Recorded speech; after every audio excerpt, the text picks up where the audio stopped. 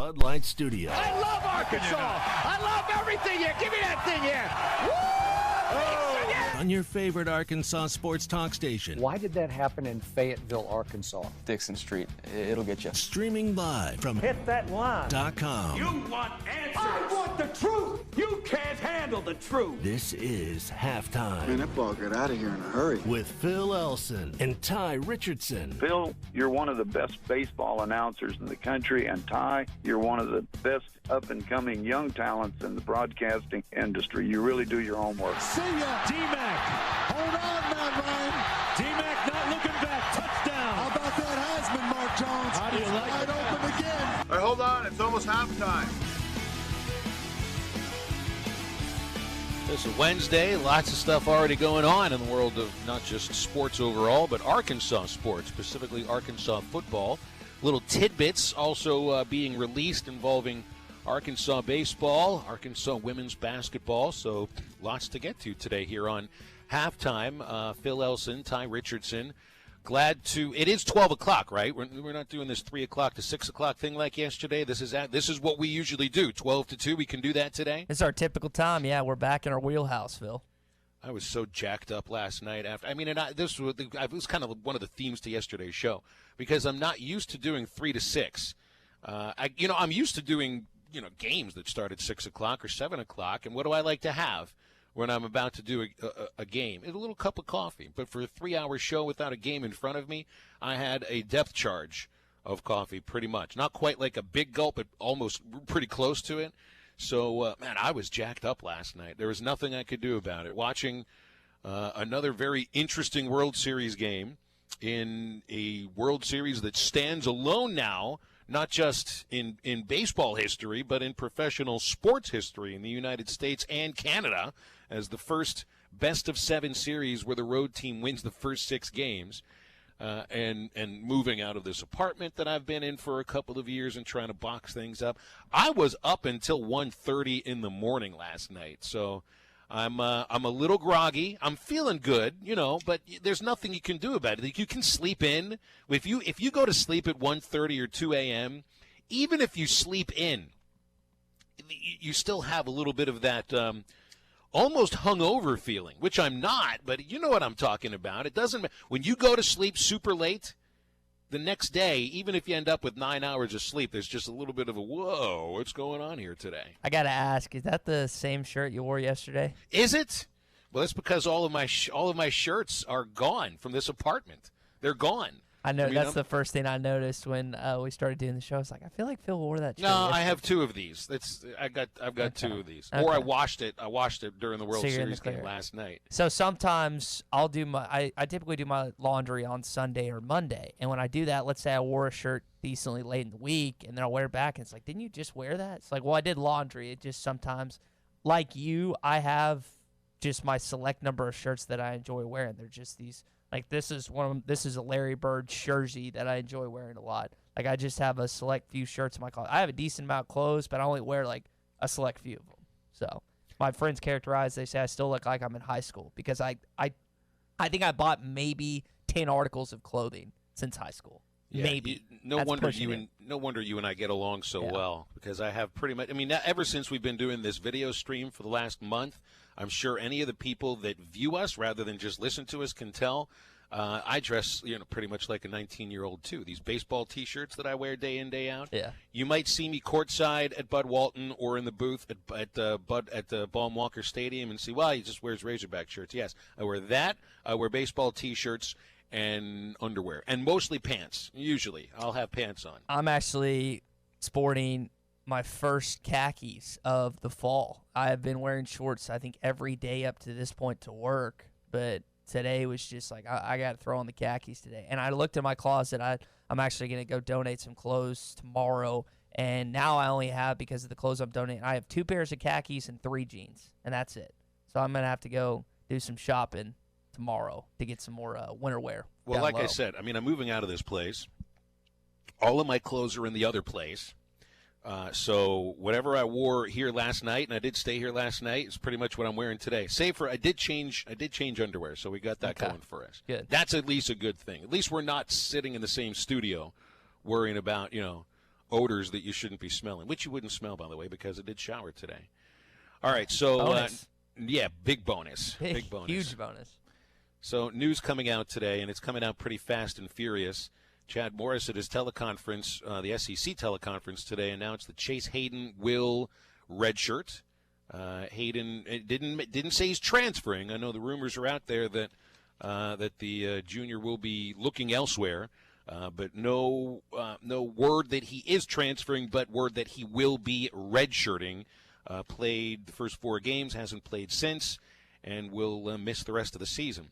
So, and speaking of transfers, I mean, this is one that will hit the national headlines more than anything else, and definitely something to bring up later in hour number 2 with Bill King, is that Auburn is losing one of their 2 highly touted freshman quarterbacks, and Joey Gatewood has announced that he will be transferring out of the Auburn football program. So, Gatewood lost the quarterback battle in practice, in fall camp, whatever you call it, to Bo Nix.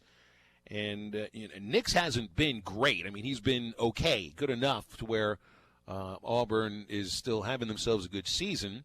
But you do wonder if there was more of an experienced quarterback that potentially they could have less than just the 2 losses. But Gatewood isn't going to be part of it anymore.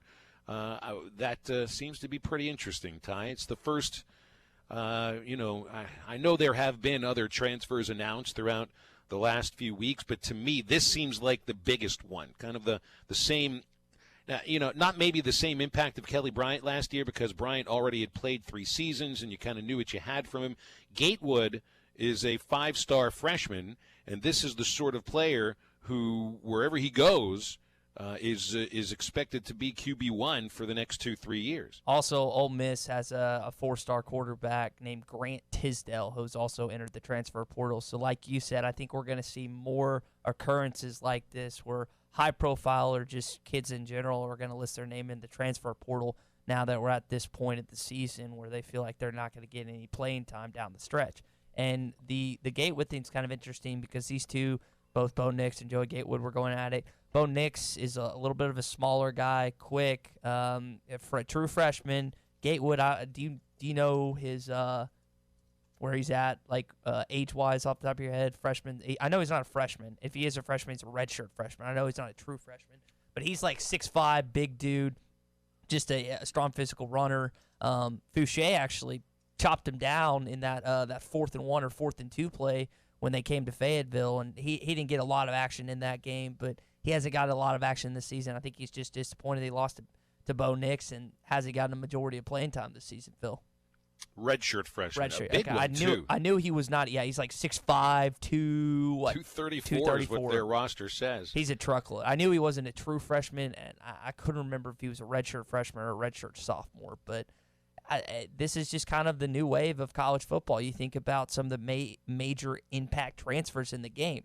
Jalen Hurts, Jacob Eason, Justin Fields. I mean, these are impactful players that have helped their transfer schools. And I wonder how much more we're going to see it because there's less of a wait-and-see game like you saw back in the day where people like just expect to wait their turn until they're a junior or senior. A lot of these kids want to play now, and if they don't play now, they're out of there. So does this lead to another free agency tour? I think it was a little bit different with Kelly Bryant because he'd already graduated. Mm-hmm. Gatewood is in his 2nd year of school, but he left Auburn. I mean, he's gone. He's not part of the university any longer, so maybe you're going to get one of those free agent tours that seem to be so weird. Really, I mean, it was just the Kelly Bryant thing is what it felt like last year as far as that tour is concerned. There's the transfer news. Other things as well is that the preseason poll came out for women's basketball. The AP poll ranks Arkansas 22nd. So it's been, I think, 5 years since Arkansas women's basketball sniffed the polls. And Jimmy Dykes had them, I think, ranked his first season, but certainly not his final 2, and ranked 22nd in the country. Now, with me, Ty, and I don't take a lot of stock in preseason polls, but I think it's great to be part of the national conversation. What that says is, the SEC media is heaping expectations on Mike Neighbors' team. The national media doing the same thing. Those are who makes the votes for these. So pretty interesting. It was good talk with Mike Neighbors yesterday, and his team is playing out their final exhibition later on today, 7 o'clock at Bud Walton Arena against Oklahoma City University. Also, a note involving Arkansas baseball, where Matt Hobbs, pitching coach, might be looking, is a possibility to be the Yankees pitching coach after they fired Larry Rothschild. So seeing a big change in the way Major League Baseball looks at college coaches. It really started with Wes Johnson and potentially Matt Hobbs, and the Michigan pitching coach are also looking at the Yankees. So that's some stuff to get to throughout the show today. It's halftime on a Wednesday. That means we get to crumple up a box score at 1 o'clock. Thank goodness. Stick around. We'll be back after the break. The best midday show in the Natty State. You're listening to Halftime with Phil Elson and Ty Richardson. This is the Morning Rush. And I think another element of it is the Arkansas Razorback football program has been spoiled. Now, just before you start freaking out, so let me explain. They've been spoiled because their past 4 quarterbacks essentially were fantastic quarterbacks. Ryan Mallett, Tyler Wilson, Brandon Allen, Austin Allen. You've had a good run of good quarterbacks. And the fact that you don't have one right now is really making you struggle. Don't miss the Morning Rush. Weekdays from 6 till 9. Only on ESPN 95.3. This is Mark Hurst. At Hurst Family Dental Care, October is our anniversary month, and to say thank you for 2 amazing years, we want to give something back to you. If you're a new patient to our office and call during October to schedule a cleaning appointment and mention this ad, we will include a comprehensive exam at no additional cost. If you're one of our existing patients and call during October, we will give you a $100 credit toward any planned treatment. Give us a call at 474-1972 and mention this ad and let us show our appreciation to you. Hurst Family Dental Care, a name you know and a name you can trust. Right now at Randall Ford, get 0% for 72 months on a new 2019 Ford F-150 LXT, plus $1,000 special retail bonus cash. But that's not all. How about up to $13,000 off MSRP? Or how about only $299 a month? That's it. Just $299 a month for a brand new 2019 Ford EcoSport, only from Randall Ford, America's 4th oldest Ford dealer. Stop in today. Randall Ford, 5500 Rogers, or online at randallford.com. Home of the lowest price guarantee. Supercuts of Arkansas is raising breast cancer awareness and donating to Bright Pink. Bright Pink is the only nonprofit organization that focuses on prevention and early detection of breast and ovarian cancer. Join the fight, breast cancer awareness. Donating to Bright Pink, the only nonprofit organization. Supercuts help them reach their goal of $10,000. Supercuts is conveniently located and serving its community 7 days a week. Supercuts, they're super into the movement. Supercuts, fresh, clean, sharp.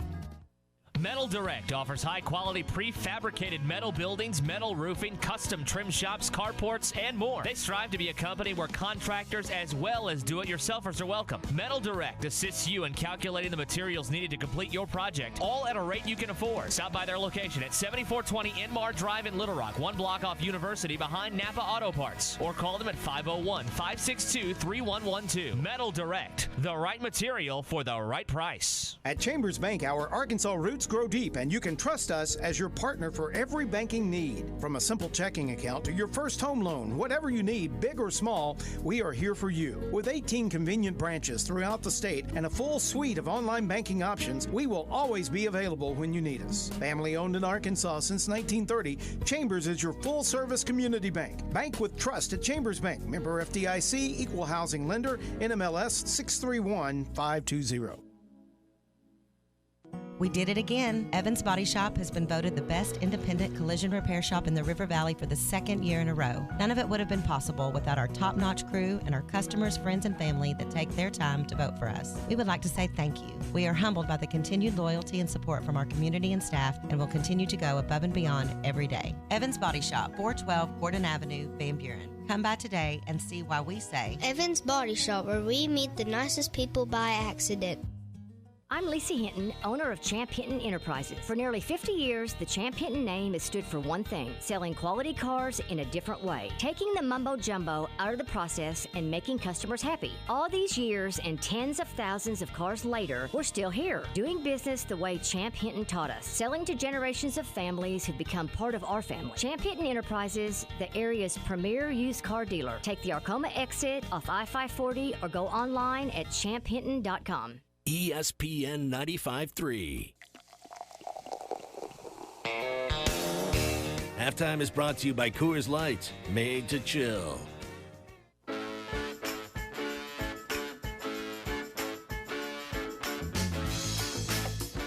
You're listening to Halftime with Phil Elson and Ty Richardson. Football's out. Razorbacks have picked it up. We're headed back the other way. Picked up by Cam Curl. He's still got the football. Curl's all the way. He's going to the house. Touchdown, Arkansas. Halftime brought to you by Breeden RV and Power Sports in Van Buren. The year-end clearance sale continues with great deals on new RVs. Travel trailers starting at $99.95, fifth wheel starting under $30,000. Of course, all new customers at Breeden RV and Power Sports get maintenance for life for free. Great selection of pre-camp trailers and RVs to choose from. Breeden RV can show you how easy it can be to enjoy this great camping weather, which will be upon us after it is finished raining for the next couple of days. Phil Elson, Ty Richardson, you, if you want to be part of it, our Cherokee Casino hotline open for a call or a text, 877-377-6963. It was reported yesterday at Arkansas practice during the media session. They get to see 20 minutes of practice that all four quarterbacks were getting a ton of reps. Both K.J. Jefferson and John Stephen Jones got reps behind the first-team offensive line. And Nick Starkel and Ben Hicks were working too, so they were. What do you think, Ty? Do you think there's a possibility? I'm laughing saying it, but at the same time knowing that maybe there's a nugget of truth in this. Do you see four quarterbacks play on Saturday against Mississippi State? That would just be abysmal. No, I don't think four. I think two is probably a pretty accurate number that you'll see. But the thing with the quarterback situation is, Phil, is there have been a variety of quarterbacks that have practiced with ones. Morris and Craddock have really switched up the reps, the drills, and again, the media doesn't see the entirety of the practice. They get like a 20-minute span, so you have to take whatever you see with a grain of salt because the football coaches, everyone else, they show you what they want you to see. Yeah, you get to see essentially maybe a quarter's worth of the practice, and if that. So that's why I'm wondering. And I know that we've had a majority of callers already this week tell us that they want to see John Stephen Jones and K.J. Jefferson. I don't know if we've had a single caller or texter on the Cherokee Casino hotline that has voiced his or her approval for Nick Starkel or Ben Hicks. Well, nobody wants to see Nick Starkel right now. I think there is no doubt about that. I wonder how much Ben Hicks was injured heading into Alabama, that if he was just never even a possibility to play, that he was just there more as a stooge and a scarecrow just so they would have to game plan for him.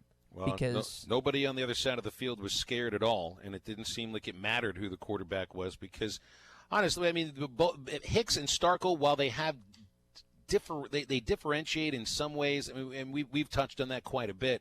You know where they're similar? They're not running quarterbacks. They are not dual threat. They don't have the best pocket presence. They also don't have the ability to evade the rush. They don't have the ability to get yourself some yardage on a broken play and really run an RPO the way that I guess this offense is supposed to be built upon. And that's what you get from K.J. Jefferson and John Stephen Jones. So it would seem to open up the playbook a lot. Because while Hicks and Starkel have the experience and the age, they don't have the feet or the legs. KJ and John Stephen Jones seem to have the legs. I think with the quarterback situation, the offense design, Adam Ford for SB Nation wrote a great piece on what John Stephen Jones in just a handful of plays was able to open up the offense, a variety of passing or a variety of running lanes that you haven't seen so far this season. Because, again, we've stressed this over and over, and I'll do it again. When you're running a read option or an RPO, the only two threats you have are giving the ball to the running back or throwing the football. How many times would you say Hicks or Starkel have actually pulled the ball this season? I can think of like less than 5. Could you count that on one hand? How many times those two have pulled the ball in a read situation? And I'm not criticizing them for not trying to run the ball, but they're just not a threat in that position. And I think they know that, and the coaches know that, and that's why John Stephen Jones and K.J. Jefferson have that potential to open up the offense a little bit. I know that John Stephen Jones has a little limitation when it comes to throwing the ball deep just because of his size and stature. The same can't be said about K.J. Jefferson when it comes to arm strength, but his limitations are that he's a true freshman quarterback still trying to learn a complex Chad Morris offense. So there's no – remember earlier in the season, Phil, that we were talking about, man, we wish we could combine Ben Hicks's intelligence and Nick Starkel's arm strength. Well, now there's another addition to that. You wish you could combine KJ Jefferson's foot speed and I guess John Stephen Jones – I guess him and John pedigree and eventual, bank accounts. Yeah, there we go. The business side of things, if you want to combine all those quarterbacks. I don't know that's what every coach in college football outside of like Dabo Swinney and Nick Saban would want for their backup quarterbacks to go along with their starting quarterbacks, but that's what you're having right now. It's each guy is limited, whether it's arm strength, whether it's knowledge of the playbook, whether it's downfield decision making, or just limitations in arm, or like just being able to throw the football and stuff. That's what each of these guys faces over the next couple of weeks. Talk about small to large sample sizes here. John Stephen Jones has as many rushing attempts in the one game he's played as Nick Starkel has in the 7 games he's played. So, right then and there gives you an answer. Ben Hicks has rushed 20 times. Starkel has rushed 6 times. I don't think that counts the sacks. I know that they get knockback yardage when they get sacked as far as the rushing yards are concerned, but I don't think that these attempts count as that sacks count as attempts for them. So that tells you right then and there. Remember you and I talked about this a little. Like Hicks is a little fleeter of foot than you thought. It's just not. He's not a running quarterback. He's just a little more elusive than maybe you thought. But he's not a true mobile quarterback. So there's a huge difference in the idea athleticism, between the 2 younger quarterbacks and the 2 older quarterbacks. And really too, Jefferson is the one with the pedigree to take this offense eventually. I don't know if it happens this next month, but to take this offense eventually and really be the kind of quarterback that you're supposed to have for a Chad Morris-led offense. And it's, I hate comparing a kid that's 1 year out of high school to somebody that is an NFL All-Star, but it's the same sort of physical attributes from Deshaun Watson, essentially. Couple texts in on the Cherokee Casino hotline. Doug in Mountain Home asks, how big of a roar will you hear from the crowd if KJ Jefferson trots on the field as the star on Sunday? Well, one, Doug, there's not going to be a lot of people on Saturday at 3 o'clock in Donald W. Reynolds Razorback Stadium. Now, if it was a full crowd, if it was 70-plus thousand, you would hear a mountainous roar. But it's going to be drowned out by the fact that there are not going to be a lot of attendees, even though it's homecoming. Is it homecoming? No. Is. Yeah, okay. Yes. Is it not Western? Did I mix that up? No, I'm pretty sure that it's the Mississippi State game. I've got a lot of emails about that, but I haven't done my job and actually looked at which game it is. But even though Phil and I think it's homecoming, there's just not going to be a lot of people there, which is kind of a bummer because I think people will be really ticked off if the first game, and it's on them for not going if they have tickets, but first game that they miss is KJ Jefferson, this supposed freshman phenom, starting at quarterback, Phil. It is most definitely homecoming this Saturday in Fayetteville. That's what I thought, but I wanted to make sure. Homecoming used to mean everybody comes home and goes to the game. This time it's going to be everybody stays home. Yeah. And maybe does something else while paying slight attention to the game. Eric in Hot Springs asked, but will a mobile quarterback help us win? Well, I think a mobile quarterback opens things up in a way that you can't open things up with the other two. Now, hey, the other thing, too, a more accurate quarterback, whether it's Hicks or Starkel or anybody else, a quarterback that makes better decisions where they're throwing the ball, that will help maybe more than just the mobility of the quarterback right now. Because even without a mobile quarterback, little plays here and there in the Texas A&M game, in the Kentucky game, and in the San Jose State game, not little plays, but just, huge plays, interceptions was the difference. And, maybe you could say, if you got a mobile quarterback that the defenses have to respect the thought that there is a guy who can run and is a real threat to run and cause damage when he runs. So maybe there's some more open spaces to throw, instead of throwing in a double coverage or making, bad decisions because there's a defensive back that you couldn't see inside the 20, which seems to be a problem for Nick Starkel. So I think a mobile quarterback would help. But I think better accuracy probably helps even more. Just like the pros of adding a mobile quarterback, you add the cons as well, which is for John Stephen Jones, his size and stature, his ability to see over the line, his lack of arm ability when it comes to chucking the ball down the field. And again, for KJ Jefferson as a true freshman trying to learn this offense. You think about the struggles that Trey Knox and Treylon Burks have had at the wide receiver position as freshmen trying to learn this offense. How much more amplified is that going to be as the starting quarterback potentially? It's only going to get harder. You know that, Phil. The hardest position on the football field anywhere is quarterback. To be a true freshman and thrown in that situation is a difficult way, especially this supposed really complex offense. So that's, again, there's pros and cons to adding a mobile quarterback because you have the limitations of John Stephen Jones and the I guess, mental, is that the right word? Mental limitations of KJ Jefferson just because he's a true freshman. More of an experience aspect, you know. Yeah, experience is a better way to put it. And to be quite honest here, when it comes, you want to use the word difficulty, it just seems no matter who the quarterback is this year, there's been an extreme amount of difficulty to play that position in a positive way, not just for this year, but last year as well. And right now, it's the main bugaboo, that and inability to build an offensive line. We're going to Clay Henry in a moment. If you own a business that needs more security or needs more curb appeal, a new fence from the Fence Man can give you both. The Fence Man specializes in custom installations for the last 40 years. Call Henry at the Fence Man at 479-782-3936, their division of Quantum Property Services. Clay Henry joins Halftime after the break, so stick around. The best midday show in the Natty State. You're listening to Halftime. Joe's Grill and Cantina is the only place to watch the Hogs. Watch every game at Joe's. Enjoy half-price apps and taps during the game. And with TVs all around the restaurant, you'll have a front row seat. Half-price appetizers like brisket nachos, Mexican pizza, 10-layer dip, or Joe's humongous sampler platter. All half price. And all beers on tap are half price. Watch every Hog game at Joe's. Half-price apps and taps during every Hog game at Joe's Grill and Cantina. 3400 South 74th Street across from Harps. Does this sound like you? Or is this more like it? Or maybe your inner biker sounds like...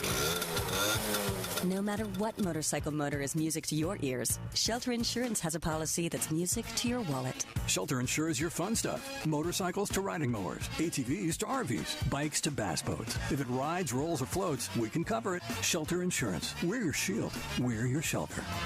Ask Shelter agents Randy Milam or Brad Howe about a free insurance review. We've invented a new messaging system using the crisp sounds of Bud Light. Crisp Code. Lesson 42. This is how you say happy hour. It's happy hour. Let's go get some Bud Lights.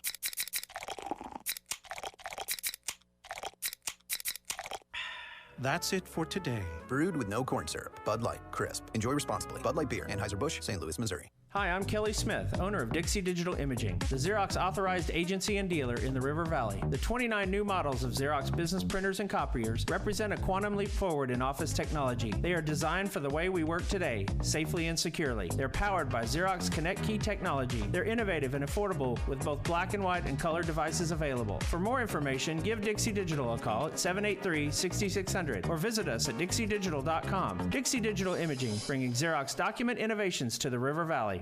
Locally owned Lumber One can handle all of your building needs. They've built their business on having great relationships with everybody from contractors and builders to the everyday build-it-yourself. Lumber One is a full-line door shop to handle all of your door, window, and trim needs. And along with lumber, roofing and drywall products, attic wall and floor insulation is available. Lumber One also does blueprint takeoff with access to design services with estimates available. So go where the pros go. Lumber One, located on Industrial Park Road in Van Buren.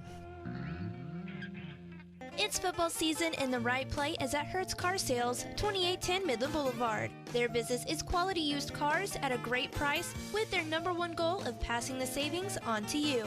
The latest makes and models, low mileage vehicles with an overall experience that can't be matched. Make the short drive to 2810 Midland Boulevard today and find that there's no better way to buy your next vehicle. Call them today at 783-1722 or check them out online at buyfromhertz.com. Hertz Car Sales. What are you waiting for? ESPN 95.3. Touchdown! Halftime is brought to you by Supercuts, who supports local teams. Supercuts, we're super into the movement. Yeah, they got it going on.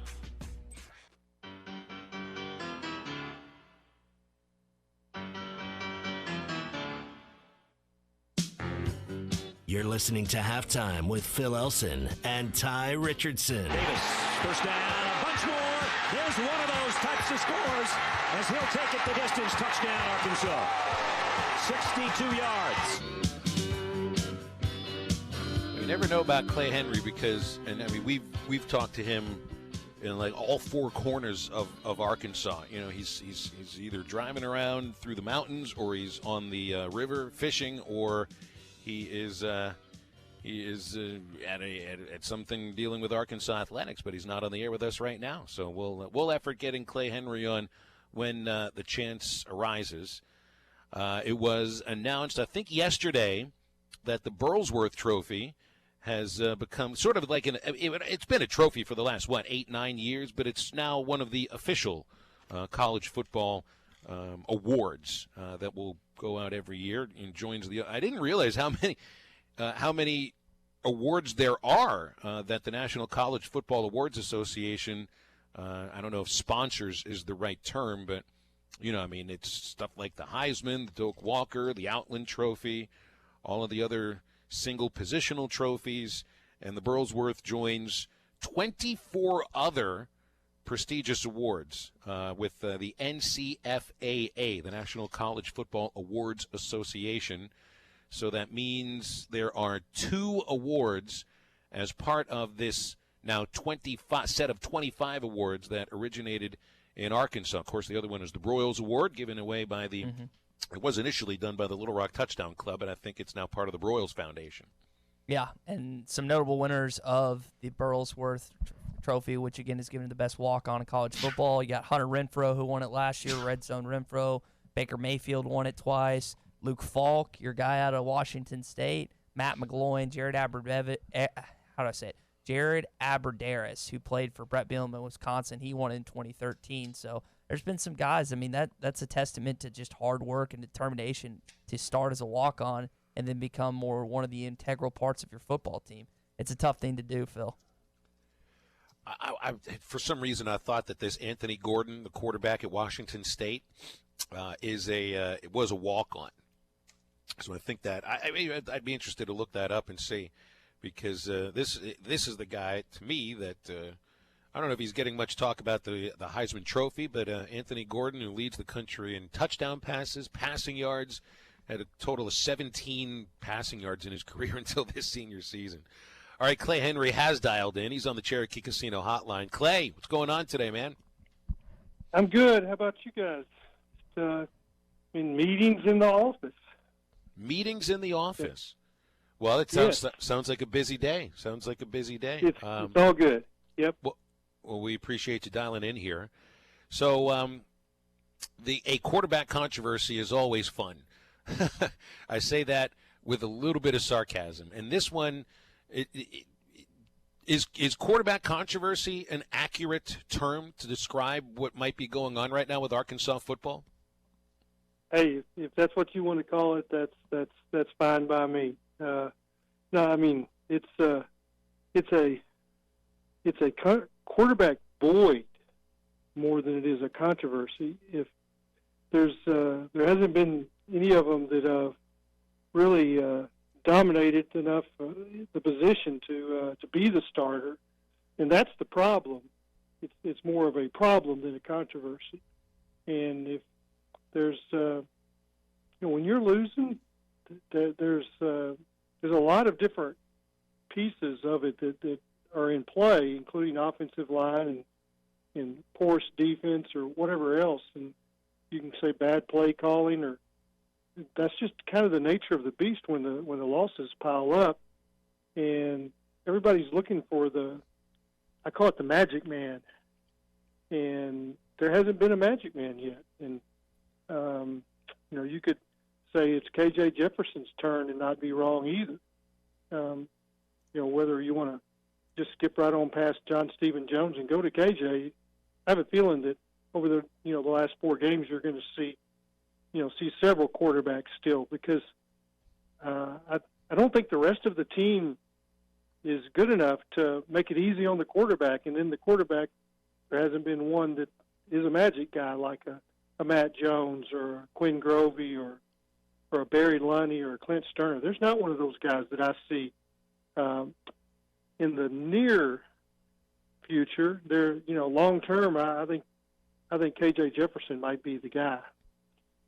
Well, there's this interesting difference between the younger quarterbacks in Jones and Jefferson and the older quarterbacks in Hicks and Starkel, who have more experience and more knowledge of the offense, but they don't have that extra dimension of being a real threat to run. You look at the stats here, and I mean, John Stephen Jones has as many rushing attempts as Nick Starkel does this year in 6 fewer games.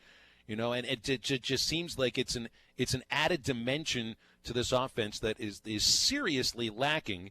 And I know there are other problems offensively, and maybe at the top of the list is offensive line, but a mobile quarterback would have to help at least a little bit in some areas. Yeah, I mean, here's the key. You'd like to have a dual threat, not just a mobile quarterback, but this offense is set up for a dual threat quarterback. And I think that the problem is that neither one of these young guys, John Stephen or KJ, have shown probably in practice that they can run the passing game the way you'd want it. So Hicks and Starkel probably better in the passing game, although Starkel's interceptions kind of makes that null and void. And then those two guys, they probably not as good in practice in the totality of the passing game, the nuances and the checks and those kind of things. So, that when one of those guys can throw it a little better, be accurate, and get it down the field to the wide receivers, then that's the guy. It just, that's the dilemma. And everybody's like, what is it that you need? Well, you need the complete quarterback. And I will remember this forever, that it was early in the Malzahn era as an assistant coach at Arkansas, and the parents of several of those Springdale High School players that had played for him had a meeting with Coach Broyles. Now, why Coach Broyles took the meeting, I'm not sure. But the gist of the meeting, they were talking about, well, Gus isn't able to, he's not running all of his stuff, and he's not getting the ball. It's not his play call, and it's Houston's play call. That was what they were talking about.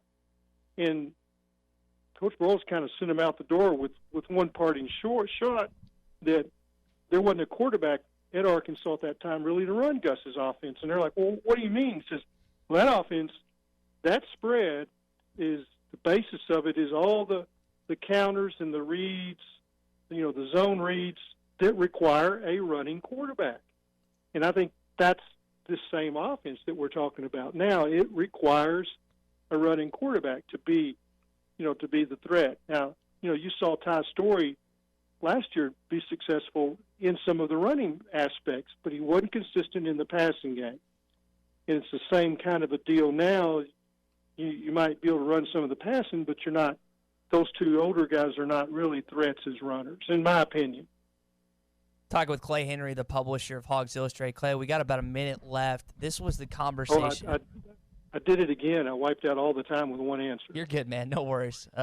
So the conversation Phil and I got into yesterday was between Chad Morris, Joe Moorhead. A lot of pressure on both of them. Who faces more on Saturday? Who's got the more pressure? Mm-hmm.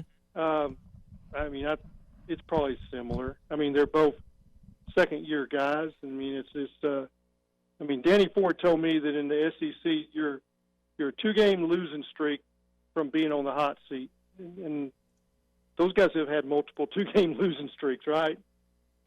Yeah. So I don't know. It just depends on who's got the most money sitting back there in the bank, right? Who can pay that buyout? That's the guy that's got the most pressure. His team, I don't know that either one of them are just sitting there with a lot of money. So. Hey Clay, would it, if I begged you to stay with us for another segment? Can you stay another 10 minutes? I'd be glad to. Okay. I'd be glad to. All right, let's do that. Don't forget, folks, that we have our highlights every day available on the Halftime Podcast. It's brought to you by Jeff's Clubhouse. Ty puts it together just as soon as the show is done. Features our interviews, features some of our daily segments, and all of the personality that you've come to know throughout these last 13 months on Halftime. And appreciate you, Ty, putting it together. Appreciate Jeff's Clubhouse for sponsoring it. Yeah, I think it's a pretty good stuff. It's a daily thing. We put it up every weekday, Monday through Friday, and it's typically about 40, 50 minutes. It's just something you can listen to on your way home from work or just later that night, and it's a way for if you miss something during the day, whether it's an interview or a funny segment, funny quip, you can hop back into it and get right there because we always have the best stuff on it. And it's very good to put you to sleep late at night. Yeah, really good. Because right now, you're not going to sleep. We're going to a break. We'll come back. We'll talk more with Clay Henry as Halftime rolls along on a Wednesday, so stick around. Listening to Halftime with Phil Elson and Ty Richardson. Follow them on Twitter at Phil Elson PXP and at Ty Sports Radio.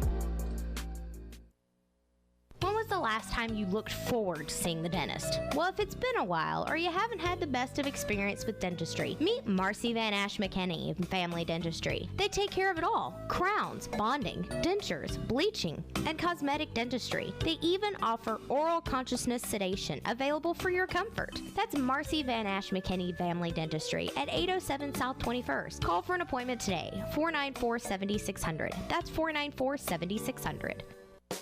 Archery season is underway, and black powder season is just days away. And Jelco Outdoors has all your black powder rifles and supplies to get you ready for your hunt.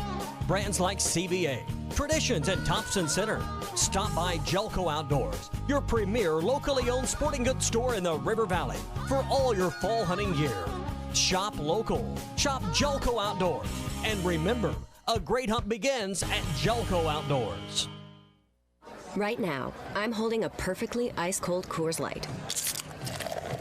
You know how I know it's the perfect temperature? Because the mountain on the can is blue. And also, it's really cold. Every Coors Light is cold filtered, cold lagered, and cold packaged. Notice how many times I said cold? 3 times. It's that cold. So make sure the mountain on your can of Coors Light is blue, because that means it's ready to enjoy. 2019 Coors Brewing Company, Golden, Colorado. Celebrate responsibly. Protection with possibilities. Have past losses made you cautious about taking on risk with your investments? Are you concerned that your savings are not generating the returns you need? If you are interested in protecting your money and capturing potential investment growth, contact Brad Lewis at United Financial Advisors at 242-7466 or ufadvisors.net to see whether market-linked CDs may be the right solution for you. Securities and advisory service offered through Royal Alliance Associates, member FINRA, SIPC. United Financial Advisors is a marketing destination. Hey, this is Ted with Ed Walker's Drive-In. For more than 70 years, Ed Walker's has been the place to go for the best French dips and hand-patted hamburgers in town. Blue Plate Specials served Monday through Friday, and we're still the home of Fort Smith's only 5-pound hamburger. We're open 10 a.m. to midnight, 7 days a week. Call ahead for pickup, 783-3352. Ed Walker's Drive-In, 1500 Towson Avenue in Fort Smith, where the legend lives on. Arkansas Valley Electric Cooperative is excited to introduce Wave Rural Connect, bringing state-of-the-art fiber internet, TV, and phone services right into the homes of all their members. Get amazing fast fiber internet 100 megabits for only $49.95 per month, or 1 gigabit for $79.95 per month. Go to waveruralconnect.com to find out where they're installing in your area, or call 1-833-4WAVE-RC. Arkansas Valley Electric Cooperative and Wave Rural Connect, changing the communities we serve.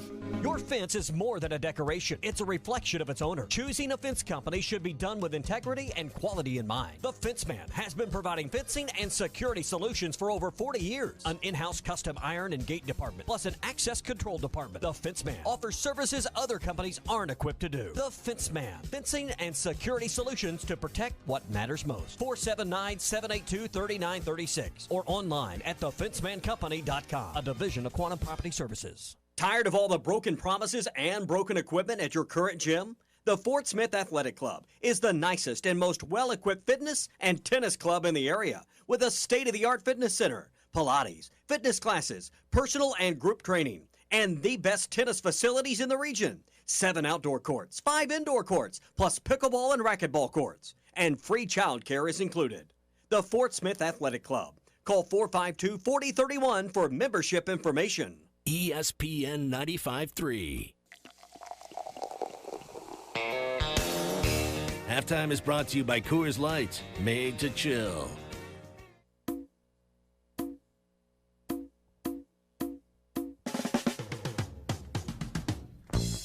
You're listening to Halftime with Phil Elson and Ty Richardson. Back to pass, Grovey. Quarterback draw. He's got a hole. He may go. He's at the 5. Touchdown, Arkansas. We appreciate Clay Henry sticking around with us to close out the hour here on Halftime. Phil Elson, Ty Richardson. Got any questions for Clay?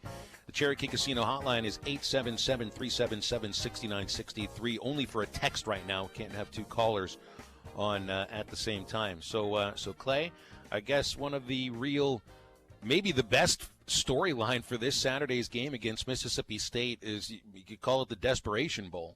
So both teams are awfully desperate to end losing streaks. Of course, Arkansas's SEC losing streak dates back to the previous coach. But really, I mean, Mississippi State, this is a program that is trying to make it to a 10th consecutive bowl game. Arkansas is just trying to, get a win against a Power 5 team. So it's different kind of pressure, but I have the sense that Joe Moorhead is facing just as much pressure, if not more, because of where Mississippi State's program had been under Dan Mullen. What do you think? Yeah, I have maintained for the last 2 or 3 years that Dan Mullen was doing the best job of coaching in college football. What he did at Mississippi State was incredible. And to do it at the same time that Ole Miss was kind of rising up with unbelievable recruiting, and he was, I guess his classes were well below Ole Miss classes, but was winning at just as high a rate. And the way the Mississippi State people had rallied behind them with that, the revamped stadium. Of course, that's SEC network money coming into play as well. But they as far as line play, their offensive and defensive linemen were as good as anybody in the league. And I'm on the Football Writers All-America Committee, and one of the things that they ask us not to do, I'm the SEC rep, is to not promote two players from the same team for first-team All-America. But Simmons and Sweat last year, Sweat, S-W-E-A-T, I may not say it right.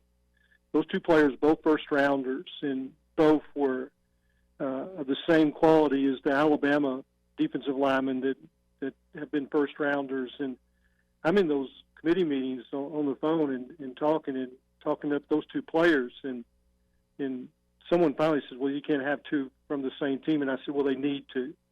I don't think both of them were first-team All-Americans, but both of them were on the team. And those players, those are the kind of players that make you a good coach. And you just can't block them. And if you want to compare where Arkansas is right now to what, to the teams around the league that they're having trouble, and even Kentucky with those defensive players that, kind of resurrected their program, defensive linemen, that's, we can talk about the quarterback controversy all you want, but it's the linemen that you have to get to survive and stay off the hot seat. It's just, you put so much pressure on your quarterback when your defensive line cannot get a stop. They were in, they had the lead in fourth quarter twice this year and turn it over their defense, and it just, that's at the point where you turn them loose. The other team's going to pass, and you dial up the pass rush and bring your defensive line heat. And it's what Kentucky did against Ben Hicks on those third and fourth down plays that prevented Arkansas from coming back after, giving up the lead. You've got to develop those defensive lines. And it's so obvious, Clay, when you see, the entire season, but especially these last 2 weeks, and maybe even going back to the Kentucky game, is that, and you hit on it. You can talk about who's going to start a quarterback, this and that, and that you have position players, skill position players that are good but don't have the space to do what they really can do. And it's because of the fact that the offensive line has such trouble protecting, opening holes. Defensive line has trouble getting stops. This isn't a league that we hear about off and on. This is a line of scrimmage league. So we can complain about quarterbacks, but it's all about line play, right? Yep. And if you go back and you look at when Arkansas has been good, and I can give you the names of the players and the positions they played in the 60s, from guys like Lloyd Phillips, Jim Williams, and then fast forward into the mid-'70s when the Razorbacks, won in the Cotton Bowl, and they had, or one in the, and then one in the Orange Bowl against Oklahoma, and you see Dan Hampton, Jimmy Walker. I mean, it's just, and those are Dale White. Those are the kind of players that you suddenly become a great coach. I don't mean a good coach, a great coach. And then, where are the players that made Brett Bielema suddenly a good coach at Arkansas? I mean, it's Trey Flowers and Darius Fallon. Those are difference makers, and you don't have answers on offense. You can't block them, and it becomes it becomes fun to be coach. And Arkansas signed 9 defensive ends, defensive tackles last year, depending on how you look at maybe 1 or 2, but that's the ticket. But it takes, Dan Hampton wasn't a good player for 2 years. Jimmy Walker wasn't a good player for 2 years. I mean, it's none of those guys. You have to put them in the weight room and put some maturity on those guys to be effective.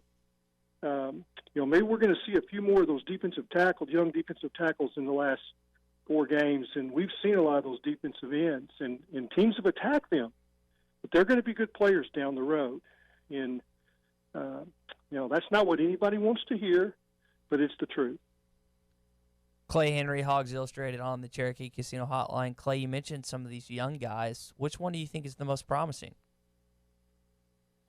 Well, sometimes it's a surprise. And I'll go back to Dan Hampton. When he came on campus, a guy named Jimmy Johnson was the defensive coordinator, and he told Coach Broyles, he said, that's an offensive tackle. I really don't think he can play defense. Just doesn't have the strength. And then he stayed in the weight program for a year, and that next spring you couldn't block him. And so what happens in the weight program and who are the guys that are the most dedicated? Everybody says Soley is going to be that guy, but we'll just see. It might be Colin Clay, it might be Eric Gregory. Those are good-looking freshman defensive ends, and I know that Steve Caldwell's a good coach, and everybody just say this guy needs to go, that guy. I think these guys can coach. I think they've been dealt a really, really tough stick to fight with right now, and nothing's going right. They haven't got, they're not getting any of the good breaks. Maybe Saturday they'll get the break that they need. Sometimes that has a way of happening. Mississippi State has not played very well on the road, and Arkansas hasn't played very much at home. So I don't know that we've got a large book on how Arkansas is going to play in Razorback Stadium, but we kind of know that Mississippi State's quarterbacks have struggled on the road. So you mentioned the strength and conditioning. Obviously, it's changed a lot, the philosophies themselves, not only off the field but on the field as well, with going from Herbert to Carroll. Where does this strength and conditioning staff rank, Clay, amongst other SEC schools? Like, where does it stack up wise? Well, it's always been my belief that all 14 teams in the SEC have similar strength staffs, that there's no secrets. I think it's if you go from one to the other, they're all doing the same things. They've got the same weapons as far as nutrition. I know that Rob Glass, who's the strength and conditioning coach at Oklahoma State, trained Trumaine Carroll and thinks he is just fantastic. And I've talked to Rob about that. Rob, he trained under John Stuckey, who was, the master, one of the first really strength and conditioning guys, was at Arkansas, Florida, then at Tennessee. And so you could kind of draw kind of a pig trail type line that would get you from John Stuckey to Rob Glass to Tremaine Carroll. And we don't get to see this, strength and conditioning stuff, but I hear good things about it. I do not think that's a weakness. I think that Chad Morris will tell you that they're doing similar things to what they've done at Clemson as far as strength and development, and that's the right model. Clay, we always appreciate the conversation, especially you sticking around for an extra segment. We'll be reading you in Whole Hog and Hogs Illustrated and talking about it next week. Well, I'll be listening to you guys as y'all dissect the wrong things that I've said in the last 20 minutes, and I appreciate that y'all are always very kind to an old man. Okay. Well, we've got a whole hour to dissect and tear up everything you said, so we'll get right to it after this upcoming break. I appreciate it. Thank you. You got it. It's Clay Henry, and all guests join us on the Cherokee Casino Hotline. What I like about Clay, and it's the same thing I like about you, is that we don't take ourselves too seriously. Clay Henry does not take himself too seriously. Very self-deprecating. That's an important part of this business. If you can't make fun of yourself in sports media, then you don't belong in sports media, Phil. Oh, I'm so excited about 4 minutes from right now, Ty. We get to ball up the box score from the Alabama game and throw it away. I might even set the darn thing on fire. Stick around. Halftime rolls into the second hour right after this break.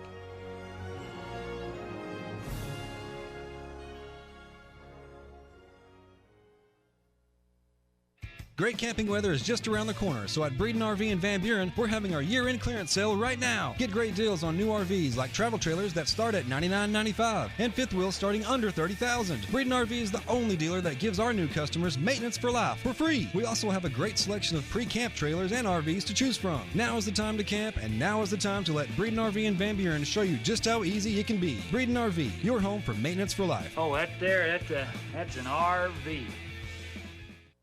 You always get more at Orr.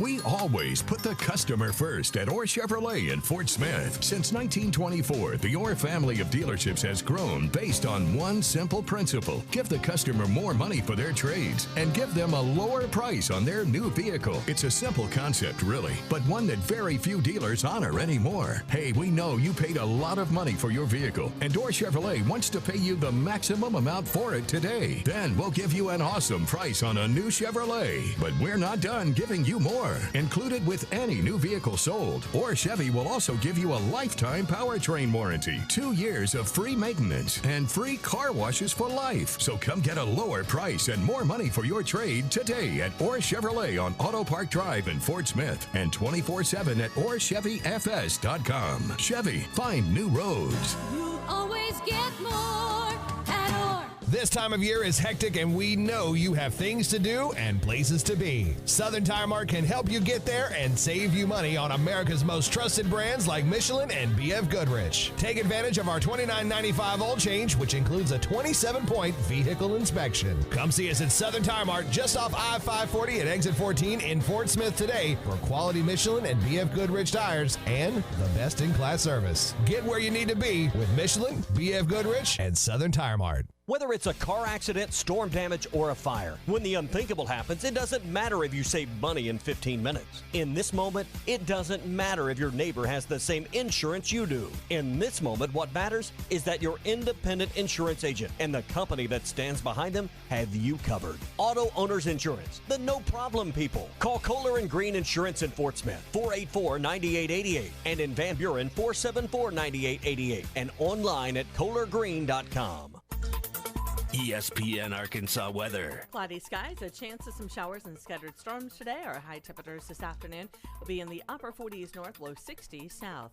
Showers likely, a few thunderstorms with us tonight. And overnight low will drop down mid-40s north, low 50s south, and more showers, a few storms for Wednesday.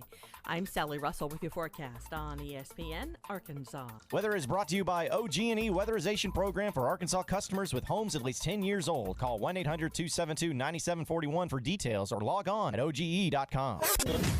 Radio station. KERX, Paris, Fort Smith, from the Bush and Bushlight Studios. This is ESPN 95.3.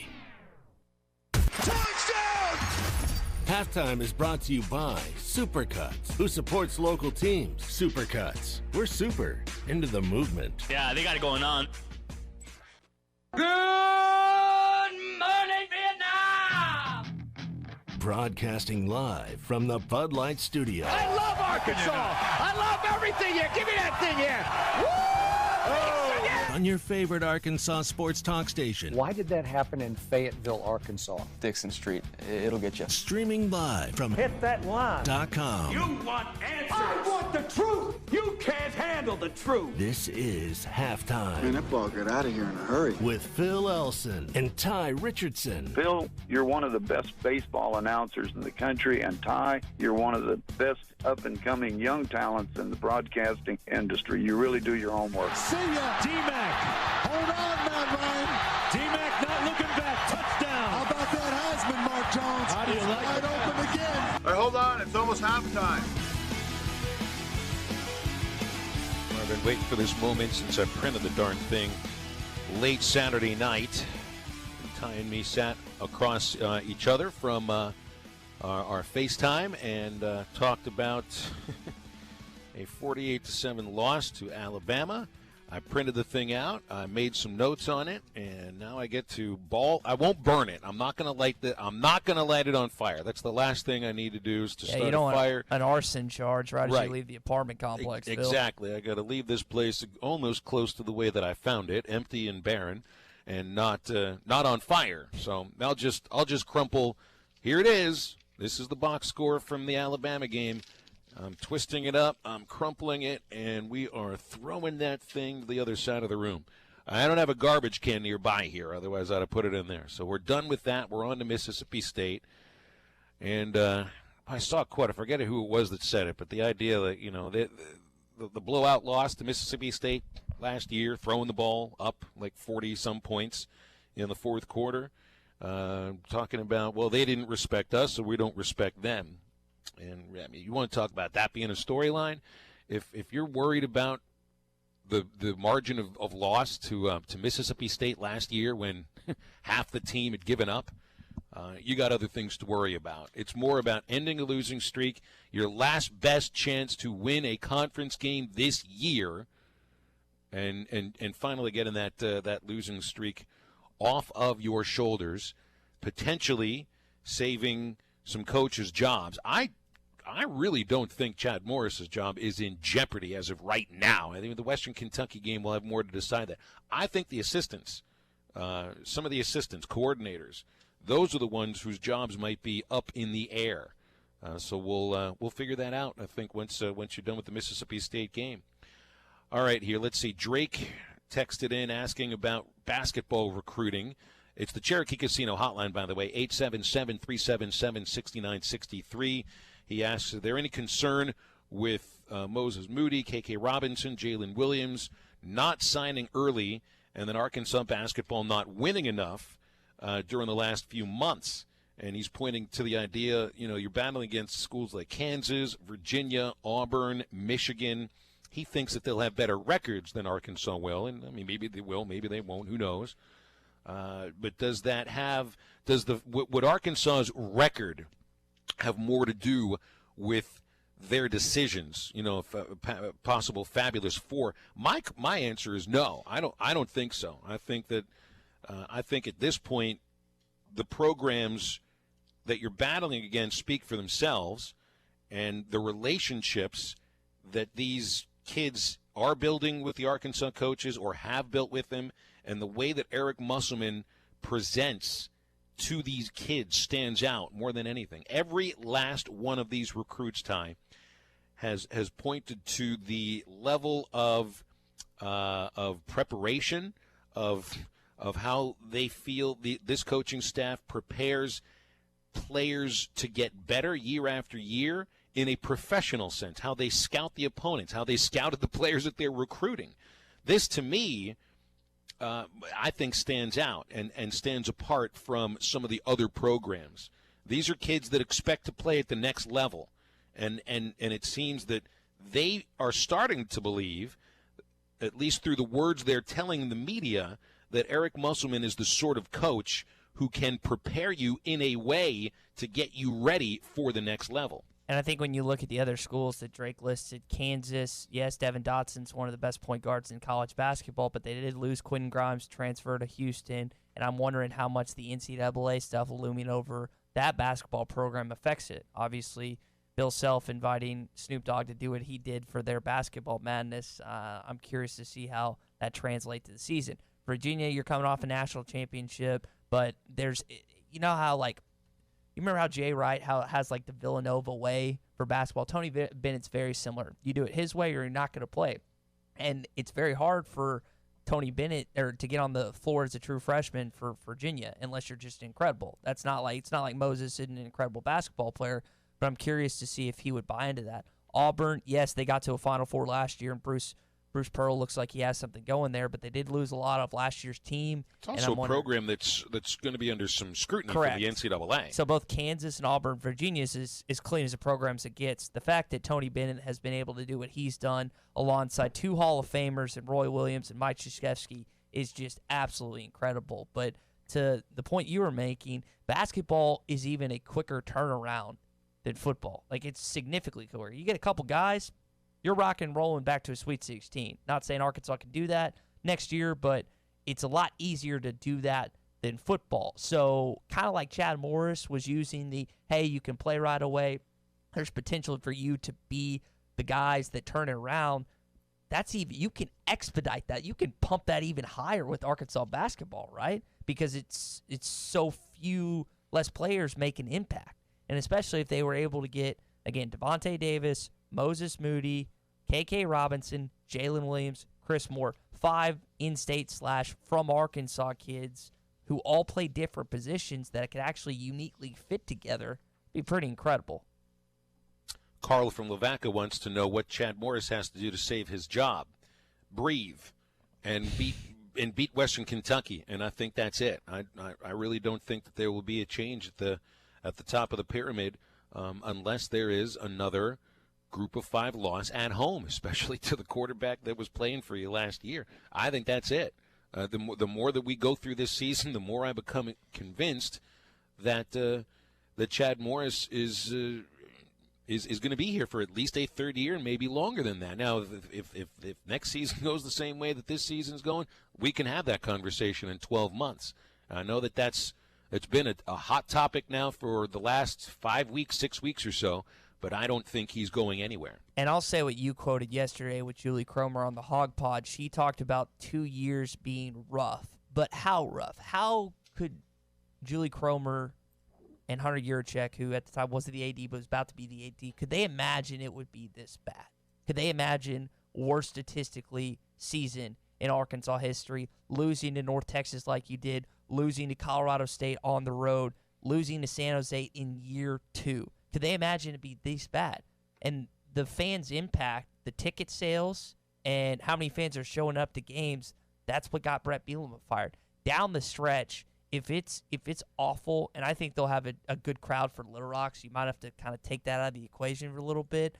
But if, like, this weekend against Mississippi State, homecoming, and Western Kentucky, especially if you lose that game to Ty Story, man. Like you mentioned, if they lose that's the one thing, Phil, that you think could get him to get fired this year, correct? Isn't that what you were quoted on yesterday? Mm-hmm. If they lose to Ty Story and Western. I mean, I'm kind of in a similar boat. I'm kind of with you, though, at the same time. I don't think he gets fired after this year, but, man, he is going to be sweating heading into that football game, especially if they lose to Mississippi State this weekend.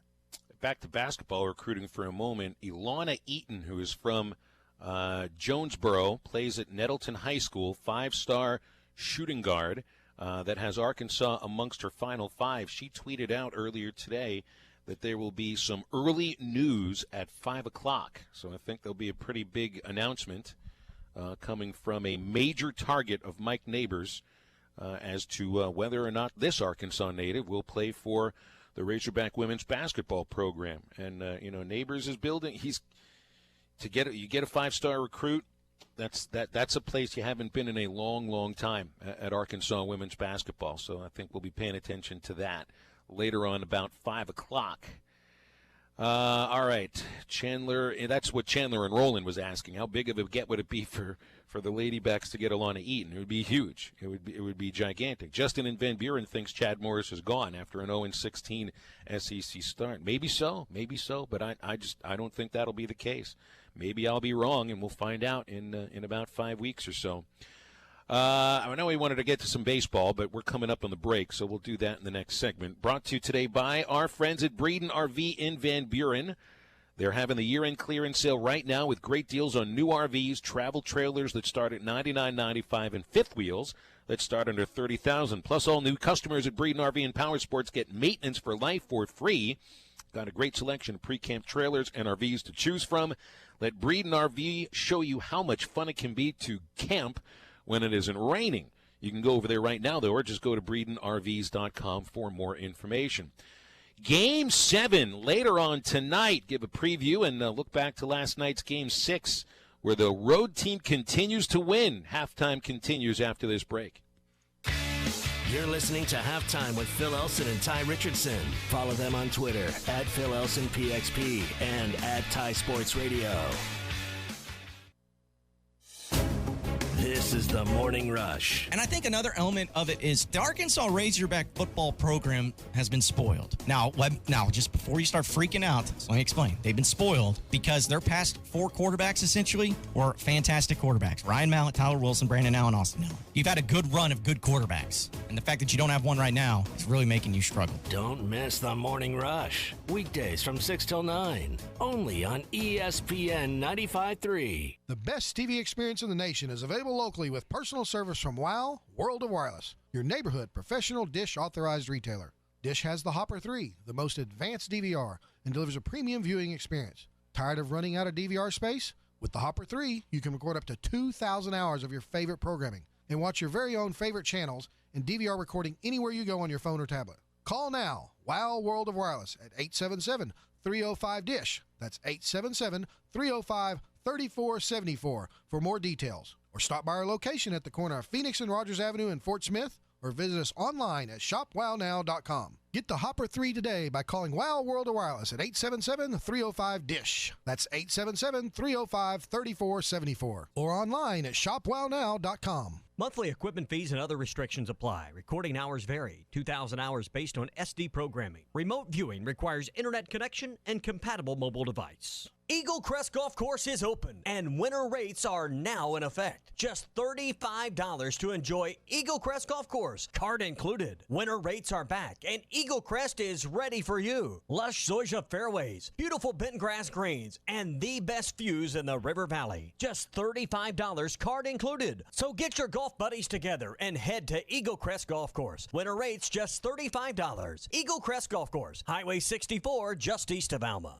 Right now at Randall Ford, get 0% for 72 months on a new 2019 Ford F-150 LXT, plus $1,000 special retail bonus cash. But that's not all. How about up to $13,000 off MSRP? Or how about only $299 a month? That's it. Just $299 a month for a brand new 2019 Ford EcoSport, only from Randall Ford, America's 4th oldest Ford dealer. Stop in today. Randall Ford, 5500 Rogers, or online at randallford.com. Home of the lowest price guarantee. I bet you're ready to finish that warm weather renovation.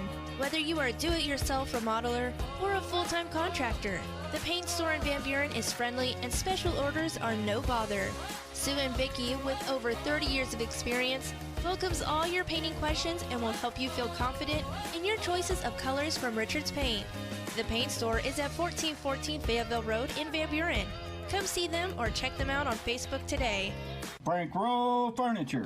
Made in the USA Furniture. Frank Rowe Furniture. Made in the USA Speed Queen Washer and Dryers. Frank Rowe Furniture. In-store, no credit check financing. Frank Rowe Furniture. 0 down and 0 interest with approved credit. Frank Rowe Furniture. Family owned and no high-pressure sales staff. Frank Rowe Furniture. Find us on Facebook and Instagram. 405 Fort Street, Barling, Arkansas. Your Made in the USA headquarters. Best seats in the house. Joe's Grill and Cantina is the only place to watch the Hogs. Watch every game at Joe's. Enjoy half-price apps and taps during the game. And with TVs all around the restaurant, you'll have a front row seat. Half-price appetizers like brisket nachos, Mexican pizza, 10-layer dip, or Joe's humongous sampler platter. All half price. And all beers on tap are half price. Watch every Hog game at Joe's. Half-price apps and taps during every Hog game at Joe's Grill and Cantina. 3400 South 74th Street across from Harps. ESPN 95.3. Halftime is brought to you by Coors Light, made to chill.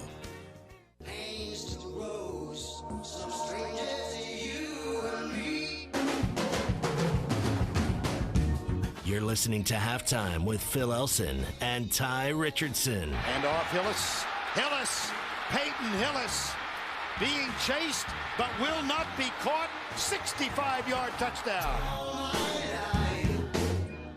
You know, baseball is the only one of the major sports where the home team gets a decided advantage because the home team bats last. That's an advantage in a game of baseball. But it doesn't seem to matter most of the time because the NBA, the NHL, NFL, the home team has even a bigger advantage just as far as the winning percentage goes than in Major League Baseball. Maybe it's the nature of the game. But this is a crazy statistic here. There have been 1,420 best-of-7 series in the history of American major sports, that being Major League Baseball, the NBA, and the NHL. And of those 1,420 best-of-7 series, this World Series is the first where the road team has won the first 6 games. I know of a couple of instances of World Series where the home team won every game, and I think it was 1987, Minnesota and St. Louis. The home team won every game. I believe it was the same case in 1991 with Minnesota and Atlanta. Something about the old Homer Dome and the baggy in right field with the Minnesota Twins, and just the loudness. The fans were just incredibly loud there. I don't know. It's a little different this time around. You know, the Astros put together, Ty, one of the most dominant home records in the history of MLB. 60 wins, 21 losses at home. The Nationals were no slouch. At Nationals Park, they went 50-31 at home. But nobody can win a home game in this World Series. It's crazy.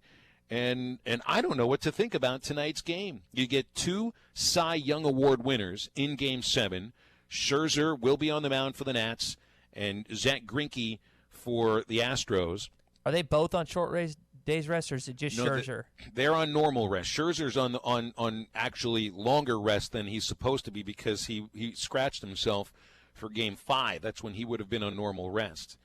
So this is going to be something else later on today. So last night, the biggest thing in last night's 7-2 Washington win was Steven Strasburg being told after the first inning that he was tipping his pitches.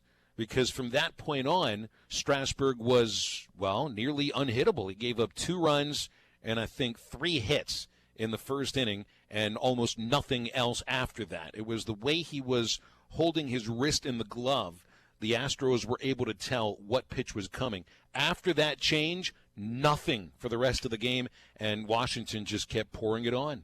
All right, so let's start with the most important play in last night's game where you have it.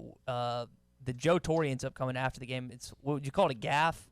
Yeah, I just don't understand. Like, that looked just like a simple base running play to me, Phil, but they call the guy out, and he gets a second on the play. Like, what was your take of that play last night? Well, so first of all, like, the runner is allowed to create his own path to first base, as long as once he gets to the base, he's lunging to the base and not off the base. That's what I thought I saw the runner doing at that point, and the ball and the runner arriving at the same time. He made no move to try to interfere with the first baseman's mitt, and he didn't even see the ball either. He's looking straight ahead, which he always does too, and that just makes it a really difficult play. So I mean, I think the call was wrong. I think Major League Baseball defended the umpire's decisions, but here's the thing about it too. In the end, that call did not matter at all. The Nationals were going to play the game. They played the rest of the game under protest. So if Houston would have come back and won, there would have been, well, I think Major League Baseball disallowed the protest because it was a judgment call by the umpires and a judgment that was incorrect. But then the next thing you know, after this long delay, Anthony Rendon makes the point moot with a home run. So it just the difference was in the margin of victory. But how about Dave Martinez, the Nationals manager, getting ejected while they're singing "Take Me Out to the Ball Game"? Yeah. he had to be held back by Chip Hale at like the happiest time at a baseball game. Admittedly, in the World Series, it's going to be pretty tense. Game 6, whether you're singing "Take Me Out to the Ball Game" or not. But Martinez had to be held back in a way that you don't see a lot of managers have to be held back these days. And there's no carryover rule in the MLB. If you get ejected for a game, you don't have to, you're not suspended the following game, right? That's not. No, he's not suspended. I didn't think so. I just want to make sure. But Phil, I brought it up yesterday, and I'm not the only one. I'm not the baseball guy on this show. Justin Verlander, once again, now 0-6 in the World Series. Yeah, and it's not that he was terrible, but gave up a couple of home runs when the Nationals came back and grabbed the lead in the 5th inning. As Buck is talking about Soto's home runs, literally as that word comes out of his mouth, he blasted to right field. I don't remember what the distance was on Soto's homer, but to go into the second level in right field in Houston, Juan Soto. Can I use the term cheat code? This kid is going to be a future MVP. He's got a lot of what Mike Trout has from the left side of the plate. Pitch awareness, great idea of the strike zone, power to all fields, plays the same position. Juan Soto is, to me right now, watching him do it, he's like a little bit of a younger Mike Trout playing for the Washington Nationals. He is something to behold. So let's talk about one of his plays last night. Obviously, Bregman hits that bomb in the 1st inning, and Soto retaliates in the 5th by carrying his bat to first. Your thoughts on what happened last night with those two guys? The weird thing is that for some reason Bregman felt like he had to apologize for it afterwards, and I don't know what he was apologizing for. He said he got lost in the moment. Now, I mean, you're supposed to drop the bat when you hit the baseball, right? But now we've been, for the last few years, not few years, but for a while now, you pimp a home run by flipping the bat, right? Mm-hmm. And hey, Korean professional baseball is all about the bat flip. They have highlight reels for this. And now this seems like a new thing, carrying the bat to first base with you, and instead of doing a Pedro Serrano and carrying the bat all the way around the bases with you, as he did in Major League, you hand the bat, or attempt to hand the bat, to the first base coach. I don't think that Bregman actually was able to hand the bat to his first base coach, because I forget who the first base coach is for Houston, but he was surprised by being handed a bat. And so Soto does the same thing. And he said, I liked what Bregman did. He didn't do it because he took umbrage to Bregman carrying the bat with him, or that he was trying to answer him. He liked Alex Bregman's style, so he wanted to mimic it. And he tried to flip the bat to Tim Bogard, the Nationals' first base coach, and Bogey wasn't ready for it either. It also wasn't a really good flip. So maybe this is a new thing, Ty. I don't have any problem with it.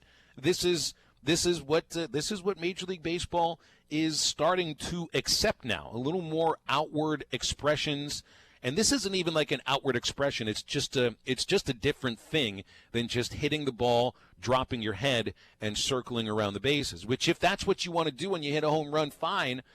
Carrying the bat to your first base coach, I don't see it as a sign of disrespect. So we get Game 7 tonight. You think about some notable Game 7s. You can probably speak more towards the baseball side of things, but you can go to 1970 with Willis Reed coming in with a dislocated, was it shoulder, hand? The New York. I thought he had an ankle.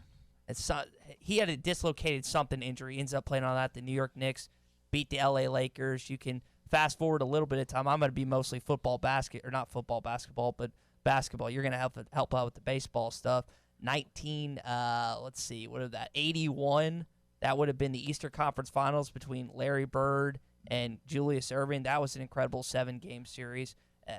There's just basketball. If we want to move it up a little bit, you have the LA Lakers, Boston Celtics Game 7 in 2010. There's been some great 7-game series, Phil. Is there any of note that you think baseball-wise stand out to you? Well, I mean, this is like I had my notes here. This is the 5th World Series this decade to go the full 7 games. So, I mean, Cleveland and Chicago Cubs from 2016 really seems to stand out because that 7th game went into extra innings, and you had a 9th-inning choke job followed by a comeback in extras. So, I mean, I think that one stands out to me. But just the fact it goes 7 games is fun enough. And this will be, by the way, the home team in this will be the 40th World Series to go 7 games. They used to have 8-game series back in like 1910 to 1919. But as far as the 7-game series goes, the home team is 19-20 in Game 7. Our callers on the Cherokee Casino hotline, Sterling is dialed up. Sterling in Center Ridge. What's up, Sterling?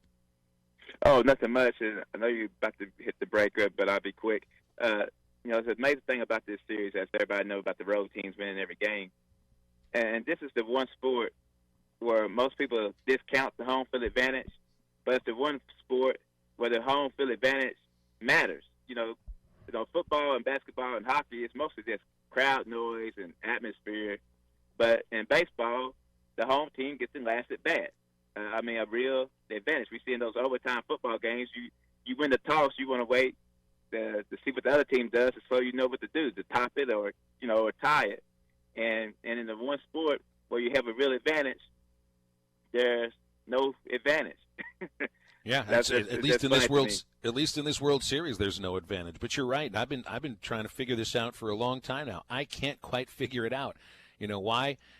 Just the way the game is constructed, the home team has a built-in advantage, but it doesn't necessarily mean that home teams have a larger winning percentage in baseball than they do in the other sports. Sterling, appreciate the phone call, man. It's always good to talk baseball with you. All right, we'll step aside. We have Bill King joining us next from Nashville Sports Radio, switching back into college football with the king of college football talk. If you got any questions for Bill, you can text us at 877-377-6963. Don't go anywhere. Halftime continues right after this. Good coaches win. Great coaches cover. You're listening to Halftime.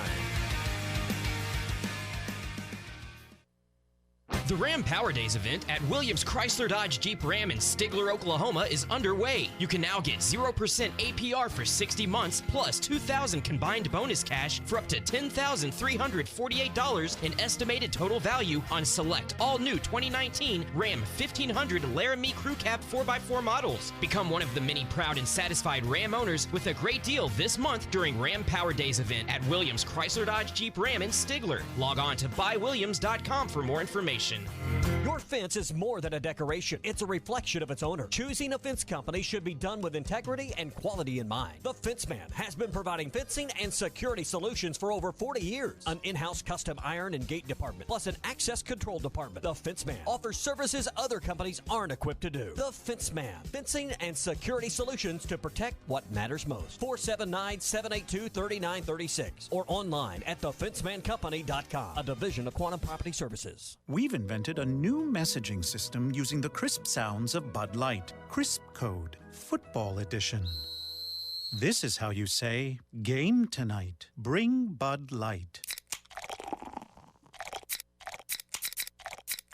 Fantasy fees are due. That's it for today. Brewed with no corn syrup. Bud Light, crisp. Enjoy responsibly. Bud Light Beer, Anheuser-Busch, St. Louis, Missouri. Arkansas Valley Electric Cooperative is excited to introduce Wave Rural Connect. They're bringing state-of-the-art high-speed fiber internet plus TV and phone services right into the homes of all members. If you're an Arkansas Valley Electric Cooperative member, go to waveruralconnect.com to sign up. That's waveruralconnect.com or call 1-833-4WAVE-RC. Arkansas Valley Electric Cooperative and Wave Rural Connect, changing the communities we serve. Hey dads, do you have an athlete in your house that is looking to take their skills to the next level? Excel Speed Training at the Fort Smith Athletic Club has the proven results to maximize your athlete's potential. Designed for both male and female athletes of all ages and various sports to improve mobility, endurance, agility, and vertical jump. Take your game to the next level with Excel Speed Training. Call Mike Johnson at 479-926-0193. That's Mike at 479-926-0193 at the Fort Smith Athletic Club. Do you own apartment complexes, condos, and rental property? Then you have made a great investment. Now make another great decision by calling Trinity Multifamily to help you maximize your return. Trinity Multifamily offers full-service property management, marketing, leasing, sales, and all the services to make your cash flow. Take the hassles and frustrations out of ownership and call Trinity Multifamily at 479-452-1817 or online at trinitymultifamily.com. Trinity Multifamily, your teammate in the real estate game. ESPN 95.3. Touchdown! Halftime is brought to you by Supercuts, who supports local teams. Supercuts. We're super into the movement. Yeah, they got it going on.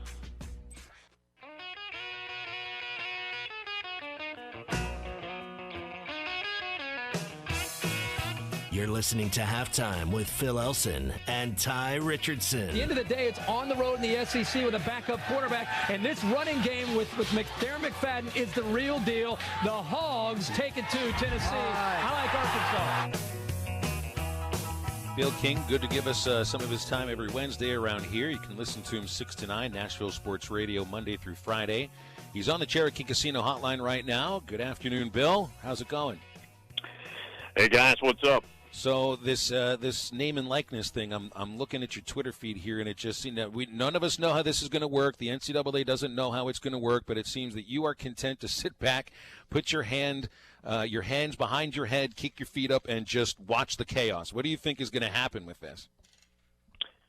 Well, I don't think anybody knows because they don't know. Now, their plan, I'm sure, is we have no choice because all these states are going to adopt some form of this. It's not even uniform, so we've got to get control of this. And we've got to concede something we never wanted to do, and we've got to highly regulate this. Good luck. Good luck chasing a bunch of stray cats out in an open field because that's the metaphor for how you're going to be able to keep your umbrella over this mess that they're going to create. We'll see. We'll see. It's a few years off, and again, they don't really know more than, hey, we just approved something. We just approved something, and we're going to figure out how to make the regulations that we approve that we haven't made the regulations yet. So yeah, I agree with you. It seems like it's more reactive to anything because the NCAA didn't want to go to court. Well, and there are unlimited questions here that I know we don't have time for, but if you're getting good money for your likeness from a corporation, again, let's stay in your state, Walmart or Tyson Chicken, I assume that's taxable. Does that mean the schools have to hire an accountant just for that? Is the kid on his own there? What if the kid skips his time? Title IX implications. I don't think there are any here because everybody's free to sell their likeness, male, female, any sport, any time. But here's what this is going to lead to, guys. We're going to have inequity because there's always inequity. Life is unequal. Whatever you go do is unequal. And you're going to have Johnny Five Star getting good money. You're going to have others left out because not everybody is as attractive. What this will do is get the same crowd screaming for this, saying, okay, we've got a big problem here. It's not fair that Johnny Five Star gets his and Susie 3-star in soccer's not getting hers. We need a full salary by each school for these players, and it needs to be equal. That's the next step, and that will come because these people are idiots running it. Well, let's talk about stuff that's actually happening on the field. And this is, I guess you say this is off the field because he didn't play enough. But the big news today in the SEC, Joey Gatewood announcing he's transferring out of the Auburn football program. Is this something that you could have foreseen? I think in all these cases you can. Without specifically knowing, I didn't know the timing. I think there was a report yesterday he skipped practice, so there was an alert out. But the guy that's a highly recruited quarterback that gets aced out and is not a prominent part of the game plan, quarterback now, is leaving. I think that's pretty much a sure thing. Maybe the guy that's always wanted to be at a certain school, that grew up in the state, loves the school, happy to be there, know they have no Sunday future, maybe that guy sticks around. But this guy was a 4-star, and he's going to go find a new home, and he'll be a good quarterback somewhere. They're not going to play him over the kid they've got in there right now, though. There's not a chance. Bill, I think the perfect example of the other person you were talking about is Kyle Trask at Florida. He sits through McElwain. It's now at Mullen, and he's had to sit through a lot of different quarterbacks. Yeah, he is a kid who never started a game since his freshman year of high school, played behind De'Aaron King in Texas, went to Florida, loves it there, working on a graduate degree, and was going to stay there if they never played him down. That guy is very rare. But you got to remember, Kyle Trask was never coddled and told how good he was. He was lucky that McElwain offered him. They saw him in camp. He just came to camp, and they offered him right there and didn't care what anybody else thought. Talking college football with Bill Keene on the Cherokee Casino Hotline. Bill, we spoke to the Alabama-LSU game yesterday. I don't know if you saw the offshore odds. They're out. It's about 8.5. With Tua, It would be 10. They're a little unsure about that. Fill in the blank for me. This is the most anticipated regular season college football game since. It's a good question. Maybe now this turned out to be a dud, but you got to remember a couple of years ago, the Florida State-Alabama game was supposed to be the best, highest-ranked opener ever. Now, again, had all kinds of things happen. And quarterback for Florida State got hurt. He gets run off. Jimbo leaves. It was a bad season. But if you're just talking about hype going into a game that did not produce, it might be that one. Ask our buddy Johnny Franks how he may or may not have lost some money to me in that game, being a Florida State grad. So ask him about that. I can imagine. Hey, Bill, do you have an argument for Chase Young breaking through and perhaps winning the Heisman Trophy? You know, with all the quarterbacks that are up for it, and a couple of the running backs that are having big time seasons, it seems that Young's game against Wisconsin last week is getting him into the conversation now. I've got a joke on my show, and it's somewhat local, but it's known nationally. And I put it out there this way: if you want to ensure Chase Young not only be in the contention, but win it, convince ESPN that Peyton Manning's got another year of eligibility, and he's also in the running. And then they'll see to it, just like they did back in 1997 with Charles Woodson. He's in the conversation. It's a quarterback award. The only way I could see him winning it, and he is a phenomenal player. He's the best defensive line disruptor, I think, since Ndamukong Suh 09 Nebraska.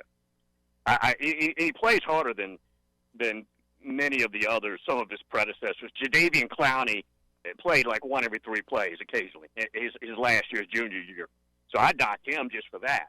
But this kid plays hard. He's a disruptor. He's a pass-rushing freak, and he's big and strong enough to take on the run. These quarterbacks would have to deteriorate. Now Tua, this hurts Tua. Obviously, this injury hurts him. Jalen Hurts, I don't think lost the game for them, but they just lost the game. His stats have come down a little bit. I don't think he's going to win it. Pretty boy over at Clemson, that's a possibility. You've got 3 at Ohio State right now you could make a case for. Now, you can't bring 3, but it's Fields, it's J.K. Dobbins, and Chase Young. Those 3. You could legitimately say these guys all belong in this conversation. I need you to remind me of the conspiracy theory behind the Heisman Trophy that Charles Woodson won. Because I know he's the only defensive player to win, but of course he was great at returning kicks. What went on behind the scenes there that you're referring to? He made some plays at wide receiver too. Back in '97, Peyton Manning was a start to finish favorite, and he had a really good year. But their defense could never slow down Florida. He got docked for that. And Chris Fowler and ESPN, my boy, went out of their way to promote Woodson. Promote him, favor him, make voters think their way, and you could see it trending. And the Mannings to this day are furious about this. I don't blame them. And it was a total effort behind the scenes from the leadership at ESPN to get this done, to get Woodson. And Woodson's an incredible player. This is not an attempt he's a Hall of Fame NFLer. He's that good. But he shouldn't have won it over Peyton Manning. So is this where your disapproval of Chris Fowler started? No. My disapproval with him happened, when would this be? Probably 10 years later when I had him on my Serious show, and he couldn't have been a bigger jerk. Okay. Bill, 30 seconds left. We're talking about rebuilding-wise, Arkansas has not had the chance to rebuild yet under Chad Morris, and people are seeing Sonny Dykes at SMU, which is not as much of a rebuilding job. He got there after Chad. P.J. Fleck at Minnesota, and then Matt Rule at Baylor. Of those three, who do you think's done the best rebuilding job in 30 seconds or less? Wow. Well, I'm biased. Matt Rule's one of my boys. I like him. I've known him for a long time. He's always been good to the show. And he even came in town and would go by the sponsors that we had to eat. So he's the only place I'm going, Bill, when he's in for a convention. So I'm going to go Matt Rule. All right, Bill. Always appreciate you coming on and your expertise. I appreciate the little window into the Chris Fowler thing, too. I like to pick at that a little bit when I get a chance. I look forward to talking with you next week. Okay, thank you. Bill King from Nashville Sports Radio. Every couple of months we get a little window into the why is Chris Fowler a punk from Bill King. And when I first started working in Nashville with Bill, I wasn't the biggest Chris Fowler fan. I wasn't the biggest fan that Brent Musburger moved on and that they just slid him into that one slot with Herbie. And then with Bill adding these occasional stories and tidbits, it kind of just – I don't hate Chris Fowler like Bill does, but I don't necessarily like him anymore either, Bill. It sounds like it burns through Bill King. Yeah. Really does. It's one of the things that defines him. We got some Change My Mind coming up in the next segment as we put a cherry on the top of this Wednesday edition halftime. So don't go anywhere, and me and Ty be right back.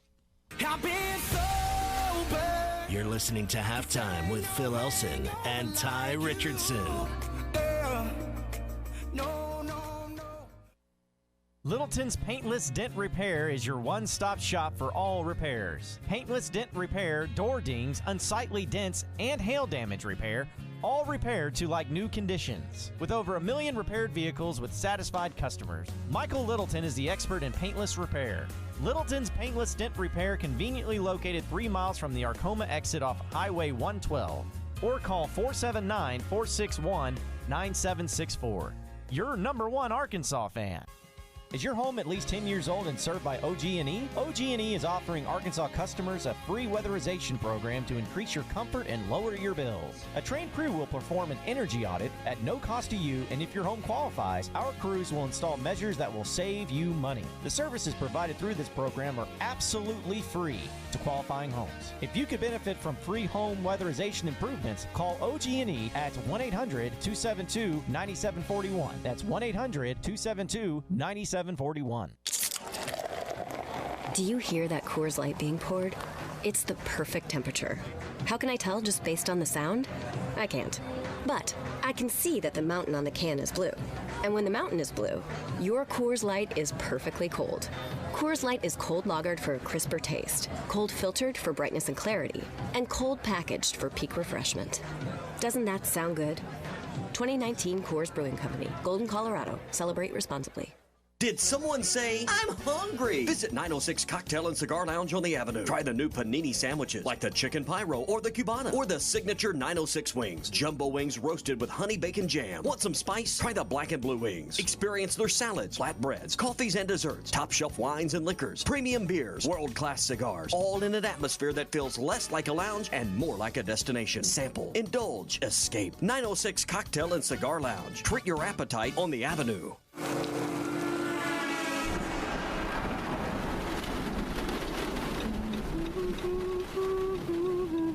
Your voice lets him know he's safe. Shelter Insurance does the same for you. Roadside assistance provided by Road America is now included with your auto policy. We'll take care of you. Thank you.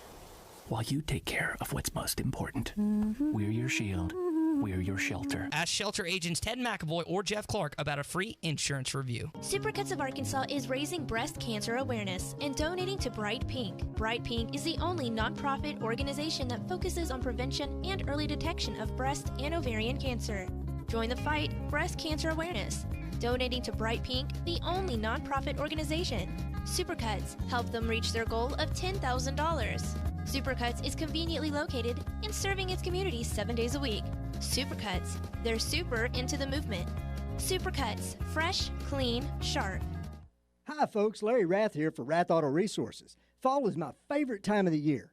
Football, fine weather, and my chance to flip the lot. We're out to sell every single car in our Rath Road Ready inventory and flip the lot during our fall clearance. That's right, every vehicle must go. To make it happen, we're discounting our entire inventory with savings up to $4,300 below retail. Even our special purchase vehicles are included, like 2018 Hyundai Elantra SELs for only $13,991. If you're keeping the car you have, let us take care of it for you in our Meineke Car Care Center with buy 3, get 1 free on all tires and 50% off brake pads. Don't miss out on the savings. Help us flip the lot.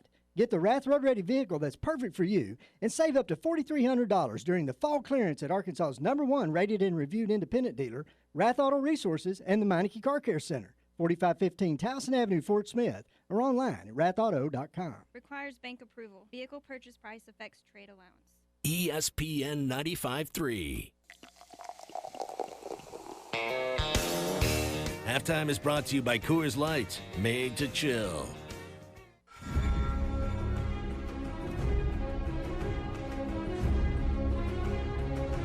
You're listening to Halftime with Phil Elson and Ty Richardson. And Derby's got the first down. A.J. Derby then hits the speed. How about that? Did he stay in? Touchdown, Arkansas! All right, we'll put a cherry on the top today on Halftime. We appreciate you tuning in today. Phil Elson, Ty Richardson. And as we get into our final segment, a couple of things that we will try to change each other's mind about. I changed my mind. Hi, Joey. Hey, how you doing? He won't sell anybody out to buy his future. How can you be so obtuse? What did you call me? Obtuse? Is it deliberate? Son, you're forgetting yourself. Change my mind. This was not my original change my mind, but the poor Cleveland Browns just can't get out of their own ways right now. What did I tell you, Ty? Sooner or later. You called your shot, man. Sooner or later, the personalities were going to get in the way, and a player like Baker Mayfield, who admittedly is not used to losing, and wears his passion on his sleeves. Dixon Street, it'll get you. Got a little crosswise with a reporter earlier today, and this is what it sounded like. He was talking to a reporter named Tony, who's been covering the Browns for a long, long time. It sounded a little bit awkward. The penalty happened and we're the clock's not running. No, stop saying but. I just told you the clock was running and we had a penalty. You want to give them the ball back? No, you don't play. You don't know it. That's just plain and simple. Were you happy with that drive? Was I happy with the drive? No, we didn't score points. It's the dumbest question you could ask. What? Jesus, and with that, Baker Mayfield walked right out of the media session. He did go to his Twitter page where he kind of exploded a little bit further, saying, and this is quote, "Everybody wants to hear the truth until they actually get it. I am who I am and always have been. Don't call it emotional when it's convenient and then passion when it fits.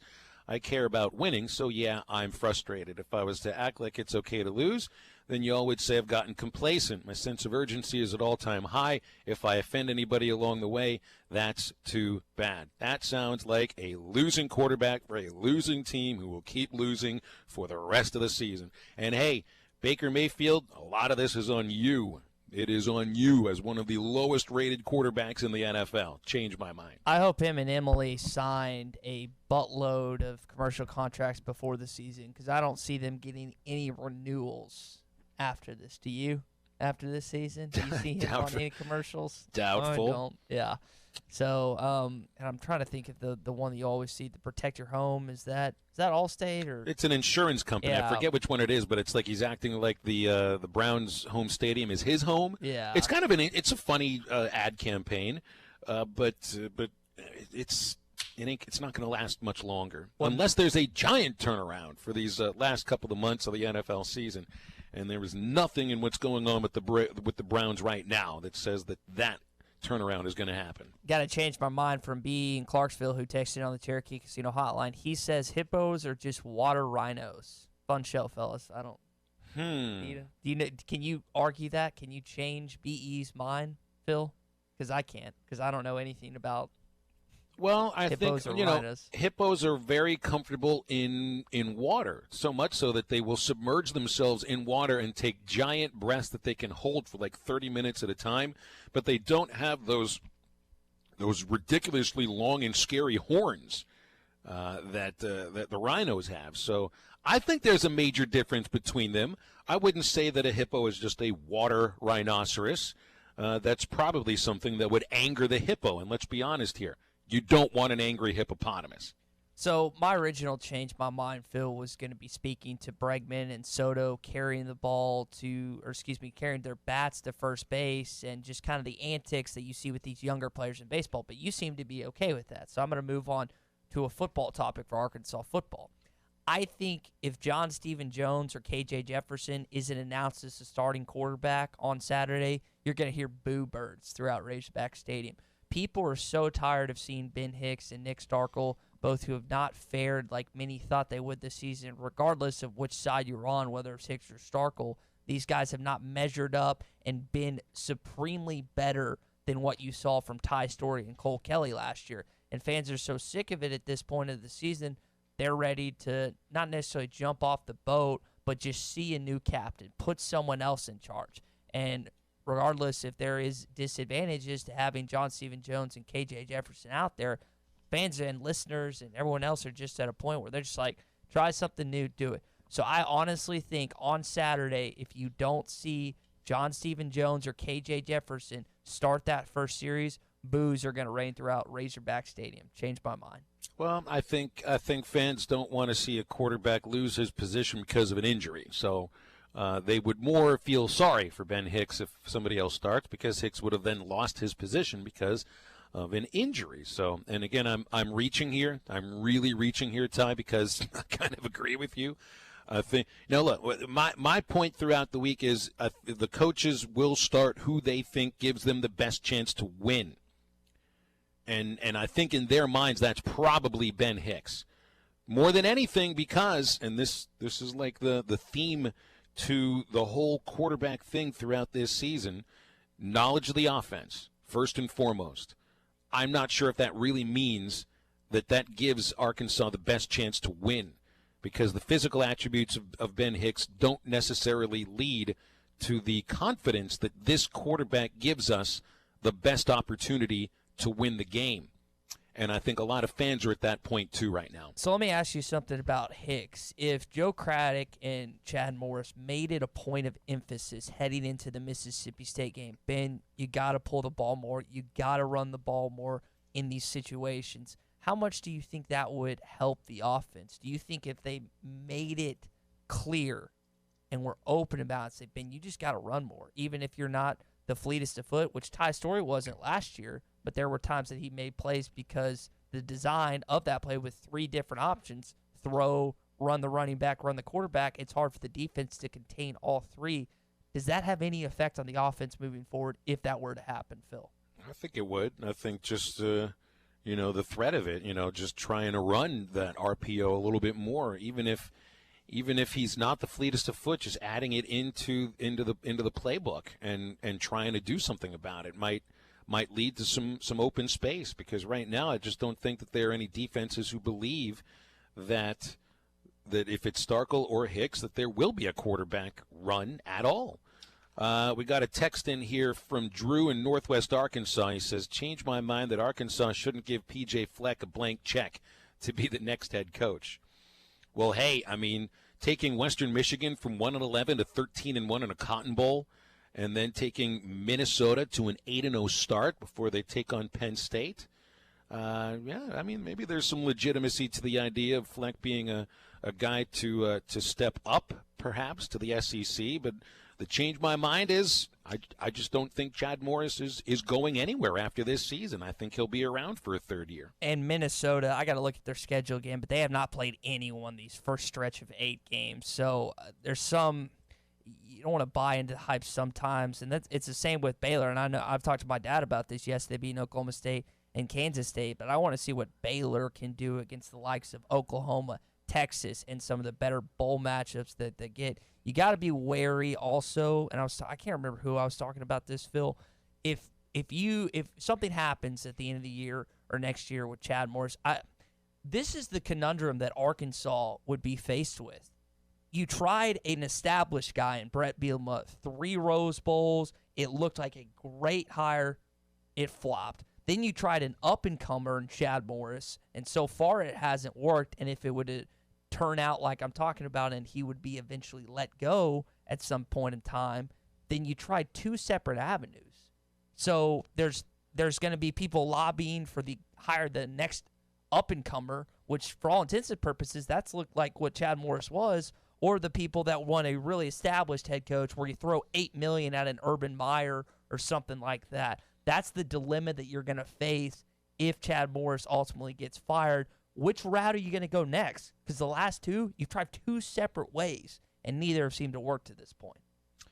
Change my mind here, move what I'm doing here, and I've moved so often. This will be like the 12th different place I've lived in the city of Little Rock in 19 years, and that doesn't even count bouncing around from city to city for 7 seasons covering minor league baseball teams.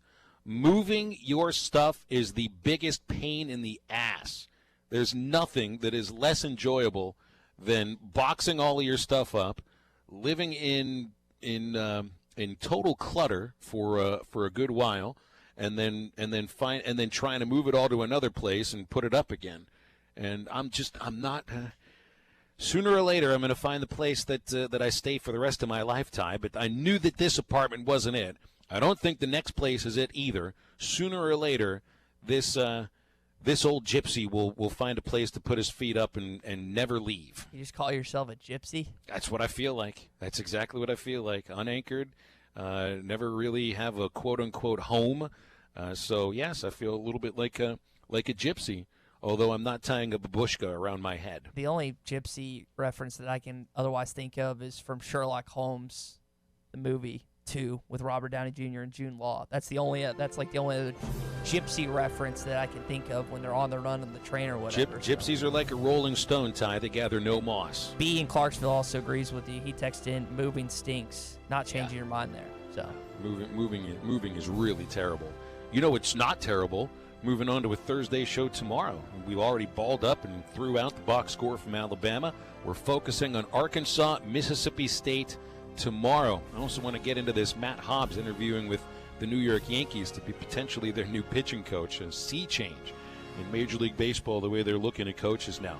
So join us tomorrow. For Ty, I'm Phil. Have a great rest of your day. Get up, get out, and get better.